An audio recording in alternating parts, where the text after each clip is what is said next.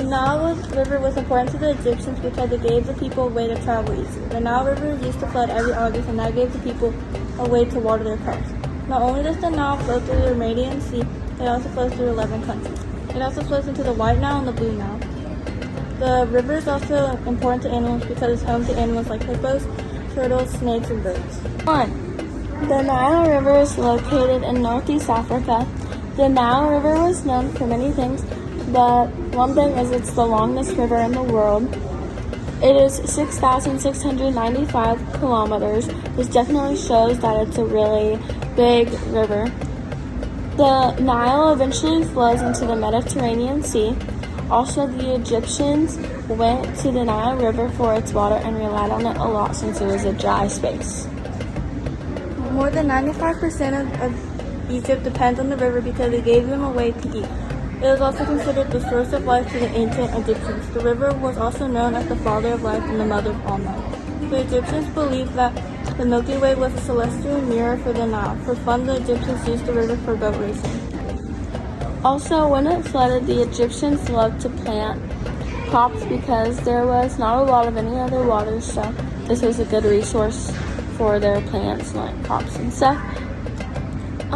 This Nile does not flood anymore because a dam was built and blocked it from flooding.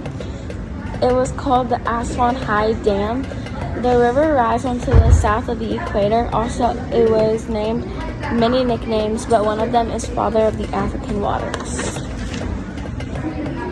The river is so important to the Egyptians that they have a 2-week holiday to celebrate the river when it floods. The Nile River not only flows into the Mediterranean Sea, it also flows into South Sudan. The people also played a game where they would knock each other out of their boats.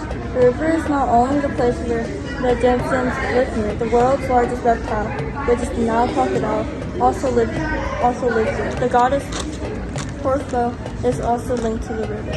Although there are some cool historical things about the Nile River, there are much more things like, one, it flows northward, and yes, it is 6,695 kilometers, but that equals up to 4,132 miles, which is very long.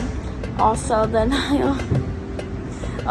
Nile River is so big that it covers 1/10 of the continent, which is like a lot because our continent is really big.